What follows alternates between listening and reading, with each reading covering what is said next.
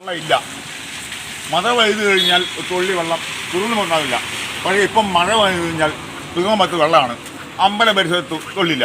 Post ഓഫീസിൻ്റെ അകത്ത് കയറണമെങ്കിൽ നടന്നു കയറാൻ പറ്റില്ല. തെന്നി വീഴും, ചന്തുകുത്തി വീഴും.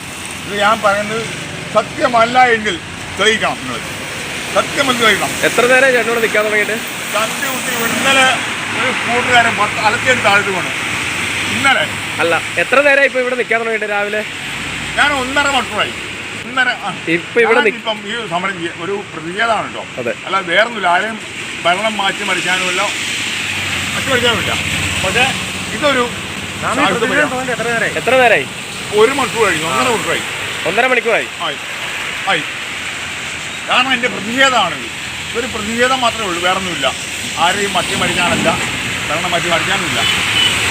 പക്ഷേ ഇന്നലെ ആ യുവാവ് വീണിട്ട് ആ യുവാവിന് എടുത്തുകൊണ്ട് പോയി ഞാനവിടെ പോയി ഓട്ടോറിക്ഷയിൽ ഹോസ്പിറ്റലിൽ വെള്ളക്കെട്ട് കാരണം ഹോസ്പിറ്റലിൽ കൊണ്ടുപോയി കൊടുത്താൽ രക്ഷപ്പെട്ടു പോകുന്നു. ആ കുഴി ഒന്ന് നന്നാക്കാനോ അല്ല ആ വെള്ളം ഒന്ന് എടുത്ത് മാറ്റാനോ എന്തെങ്കിലും ഒരു സമീപനം ഉണ്ടാകുമോ?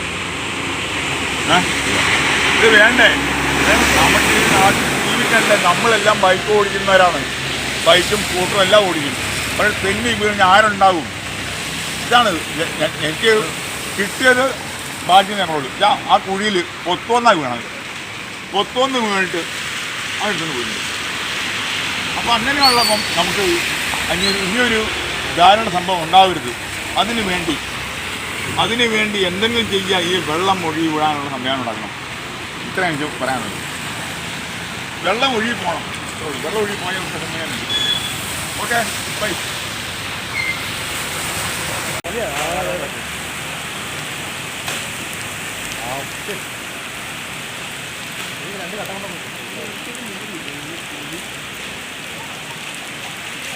ഒരു 1.5 മണിക്കൂറായി പുള്ളി ഇവിടെ നിൽക്കാൻ തുടങ്ങിയിട്ട് ഇങ്ങനെ.